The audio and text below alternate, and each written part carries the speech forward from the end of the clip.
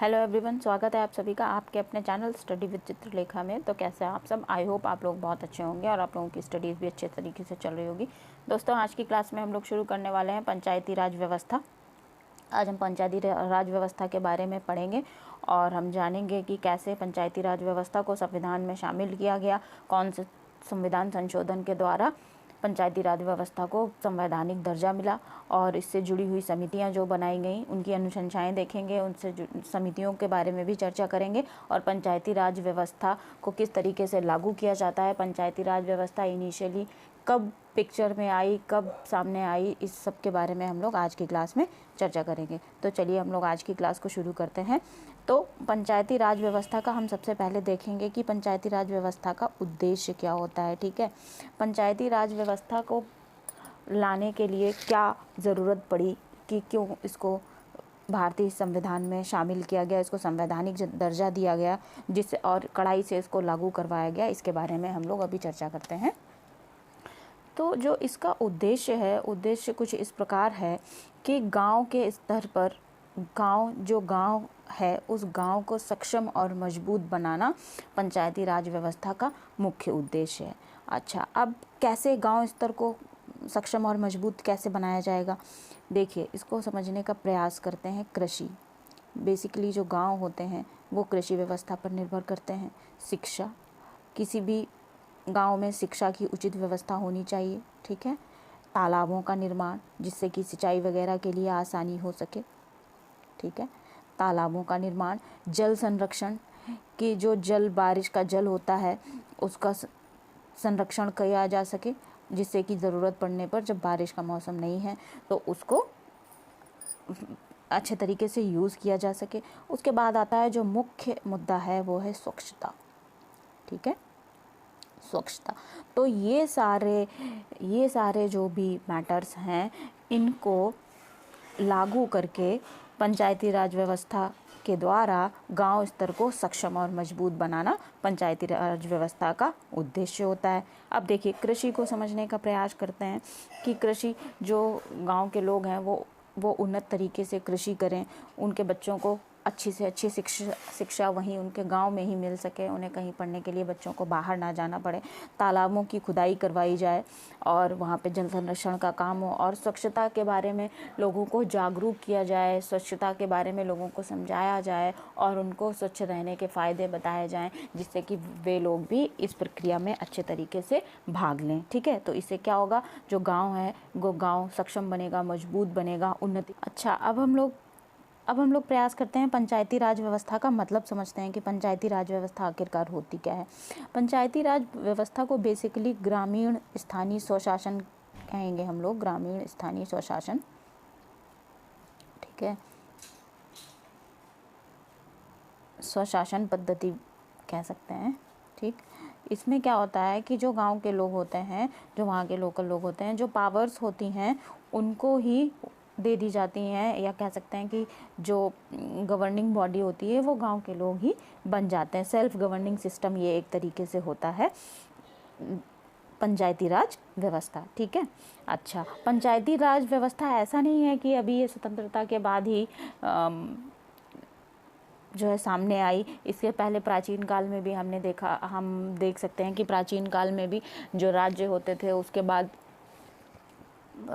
राज्य स्तर होता था, परगना स्तर होता था और जिसे ग्राम होता था, ग्राम पे ग्रामणी नाम का मुखिया होता था। ठीक है, तो तब भी पंचायती राज व्यवस्था प्राचीन काल में भी देखने को मिलती थी। उसके बाद मध्यकालीन स्तर पर भी पंचायती राज व्यवस्था देखने को मिली है। हालांकि ये नहीं हम कह सकते हैं कि हर युग में, हर काल में जो है इसका स्ट्रक्चर सेम नहीं रहा होगा, लेकिन ये व्यवस्था पहले से ही भारत में मौजूद थी। ठीक है, उसके बाद जब पंचायती राज व्यवस्था का जो अच्छा प्रमाण है मध्यकालीन स्तर में कहें, या फिर हम ये कहें कि अंग्रेज़ों के शासनकाल के दौरान 1880 से देखने को मिला, 1880 से 1884 तक। ठीक है, 1884 को क्या है का लॉर्ड रिपन का काल रहा है ये। इस समय जब भारत में अंग्रेज़ों का शासन था तो उस समय लॉर्ड रिपन जो है लॉर्ड रिपन के उनके कार्यकाल को पंचायती राज व्यवस्था का स्वर्णकाल कहा जाता है। तो भारत में स्थानीय स्वशासन का जनक जो है कौन है, वो लॉर्ड रिपन को कहा जाएगा। ठीक है, ये बात भी आप लोग याद रखिएगा, ये इंपॉर्टेंट है, क्वेश्चन भी पूछा जाता है। ओके, अब देखते हैं कि पंचायती राज व्यवस्था में कौन कौन सी समितियां आई, वो हम आगे देखेंगे। ठीक है, चलिए अब इसको एक स्ट्रक्चर के माध्यम से हम समझने का प्रयास करते हैं। ठीक है, ये हायरार्की किस तरीके से होती है। दोस्तों, अगर चैनल अभी तक सब्सक्राइब नहीं किया है तो चैनल को सब्सक्राइब कर लो, वीडियो पसंद आएगा तो लाइक ज़रूर दीजिएगा। ठीक है, चैनल को जल्दी से सब्सक्राइब कर लीजिए और बेल आइकन भी प्रेस कर दीजिएगा। अच्छा, ये जो यहाँ पे एक फ्लो चार्ट मैंने बनाया है, ये हायरार्की को दिखाता है कि कैसे शासन व्यवस्था का बंटवारा किया गया है। तो सबसे पहले जो है केंद्र सरकार आती है, केंद्र सरकार के बाद राज्य सरकारें, जो भारत में राज्य सरकारों के हाथों में सत्ता दी जाती है। उसके बाद स्थानीय स्वशासन, इसे ही हम लोग पंचायती राज व्यवस्था कहते हैं। तो स्थानीय स्वशासन क्या होता है, इसको दो पार्ट्स हैं। ठीक है, दो भागों में बेसिकली विभाजित किया गया है।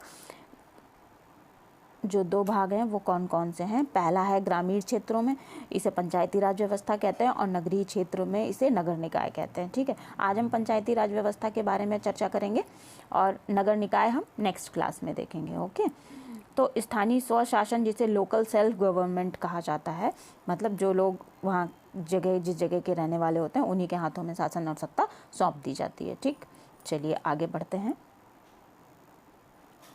ये देखिए, ये पंचायती राज व्यवस्था को मैंने एक पिक्चर के माध्यम से दर्शाने का यहाँ पे प्रयास किया है और मैं आपको स्ट्रक्चर और फ्लो चार्ट के माध्यम से आज हम लोग क्लास करने वाले हैं।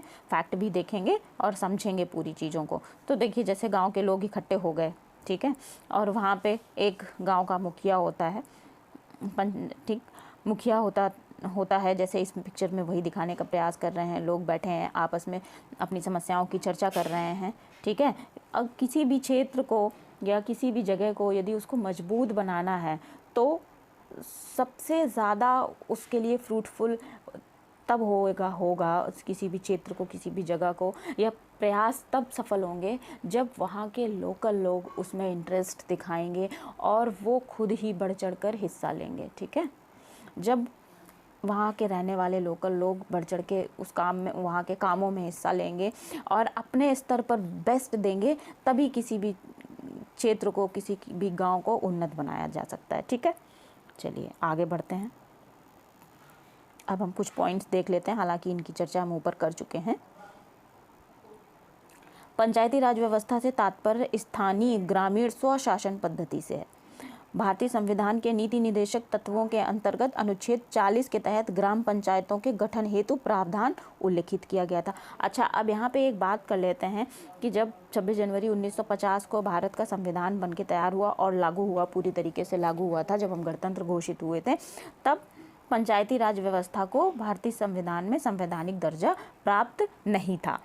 केवल DPSPs में, ठीक है, जो कि अनुच्छेद 40 में नीति निदेशक तत्वों के तहत पंचायती राज गठनों का प्रावधान, पंचायती राज गठन के लिए प्रावधान किया गया था। दैट मीन्स वो राज्यों के विवेक के ऊपर निर्भर था। यदि राज्य चाहेगा तो पंचायती राज व्यवस्था का गठन करेगा, यदि राज्य नहीं चाहेगा तो गठन नहीं करेगा। ठीक है, लेकिन हुआ क्या कि पंचायती राज व्यवस्था को कैसे संवैधानिक दर्जा देने की ज़रूरत पड़ गई, तो वो कुछ इस तरीके से पड़ी कि समझते हैं। अभी यहाँ पे उसके बारे में हम चर्चा कर लेते हैं कि 1959 में, ठीक है, 1959 में सर्वप्रथम 2 अक्टूबर राजस्थान के नागौर में, ठीक है, राजस्थान के नागौर में तत्कालीन प्रधानमंत्री जो थे पंडित जवाहरलाल नेहरू, उन्होंने पंचायती राज व्यवस्था को लागू करवाया। ठीक है, दूसरा जो क्षेत्र था आंध्र प्रदेश था, दूसरा राज्य आंध्र प्रदेश था।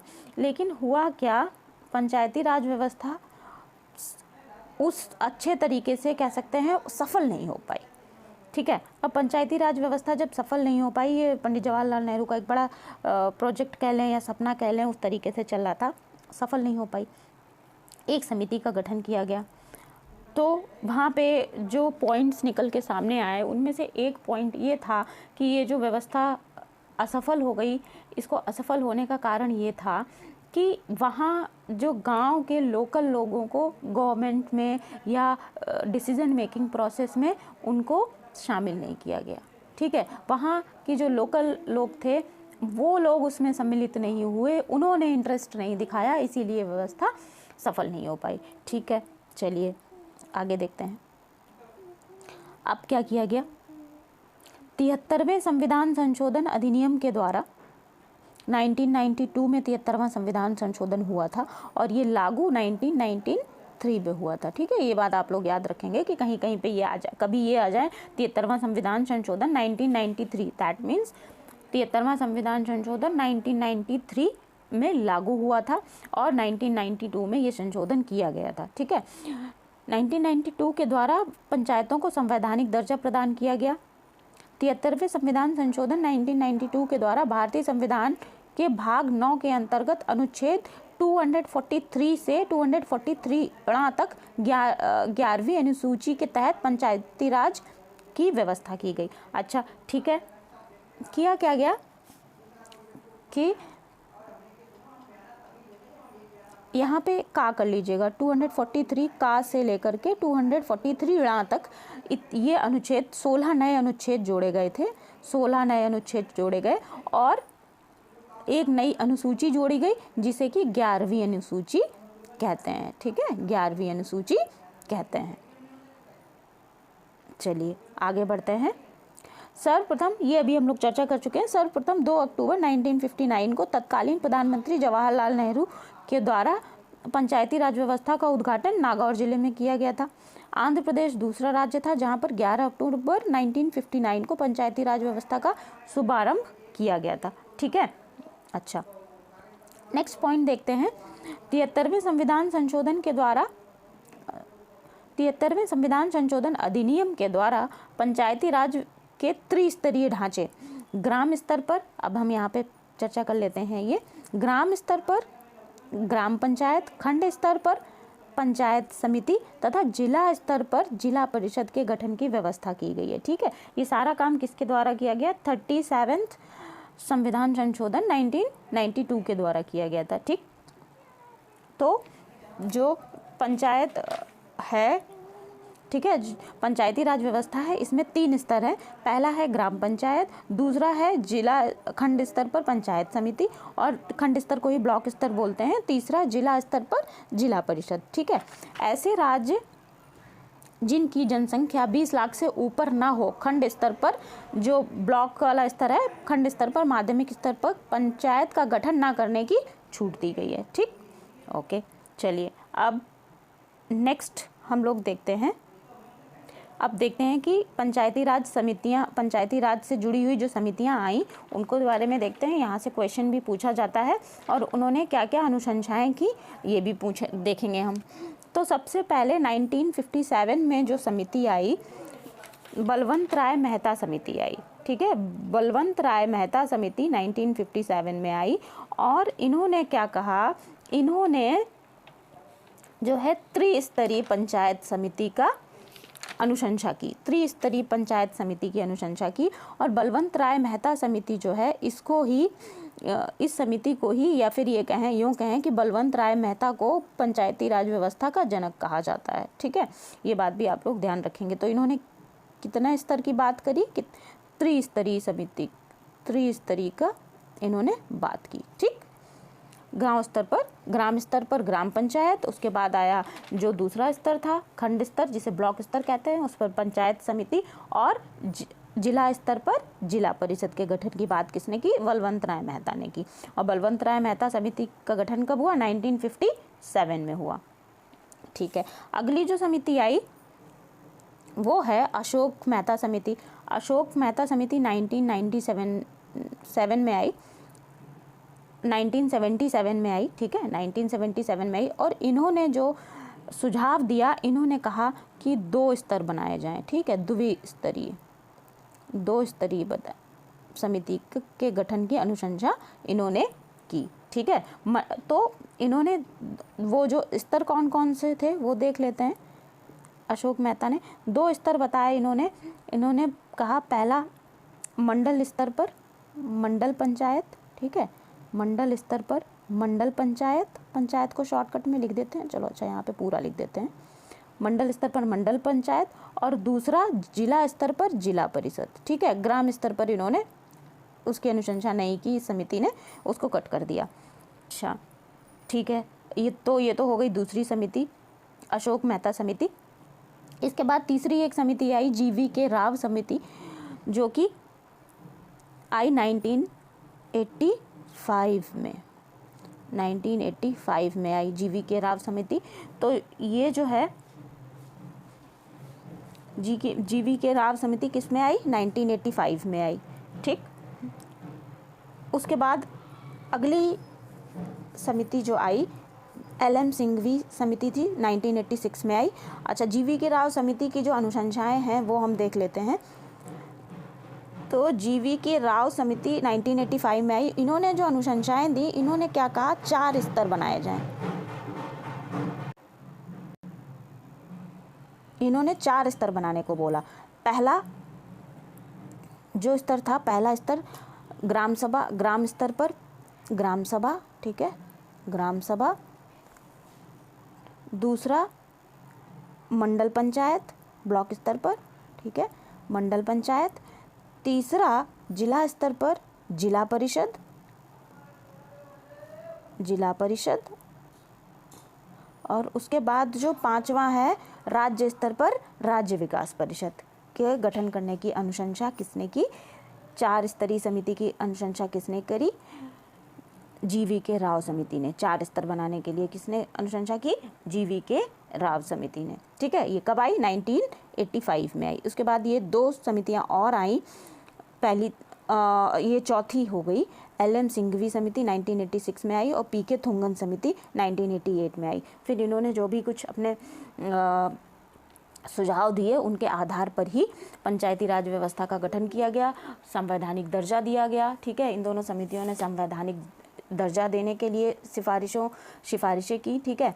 और पंचायती राज संस्थाओं को संविधान में स्थान दिया गया। 73वां संविधान संशोधन 1992 में हुआ, जो कि 1993 में लागू हुआ, ठीक है। भाग 9 जोड़ा गया। भाग 9 में पंचायती राज व्यवस्था की गई। 16 नए अनुच्छेद जोड़े गए, 243 का से लेकर ड़ तक, ठीक है, ये भी याद रखिएगा, का से लेकर ण तक जोड़े गए। 11वीं अनुसूची जोड़ी गई, और 11वीं अनुसूची में कुल 29 विषय रखे गए, 29 विषय रखे गए, ठीक है। जो पंचायती राज व्यवस्था में 29 विषय शामिल किए गए, ठीक है। चलिए, आई होप ये जो भी कुछ अभी हमने पढ़ाया है या आप लोगों को।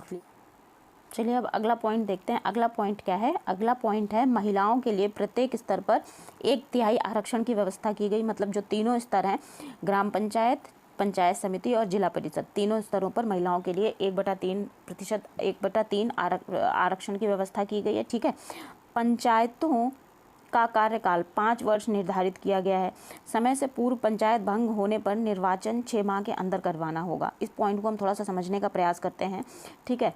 यदि पंचायत का जो कार्यकाल है 5 ईयर्स है, ठीक है। यदि पंचायत 5 साल से पहले भंग हो जाती है और पंचायत का जो समय है ग्रेटर देन 6 मंथ होता है, तो पंचायत का जो है चुनाव होगा, ठीक है। तब चुनाव करवाया जाएगा। यदि लेस देन 6 मंथ हो जाता है तब चुनाव नहीं होगा, ठीक। तो जो रेगुलर चुनाव होते हैं वो होगा, ठीक। चलिए अगला पॉइंट देखते हैं। अगला जो पॉइंट है, 11वीं अनुसूची में वर्णित कुल 29 विषयों पर पंचायत को कानून बनाने का अधिकार दिया गया है, ठीक है। जब 73वां संविधान संशोधन हुआ था तब इसमें क्या हुआ था, देखिए 73वां संविधान संशोधन 1993 में लागू हुआ। तब क्या हुआ, इसमें भाग 9 में 16 नए अनुच्छेद जोड़े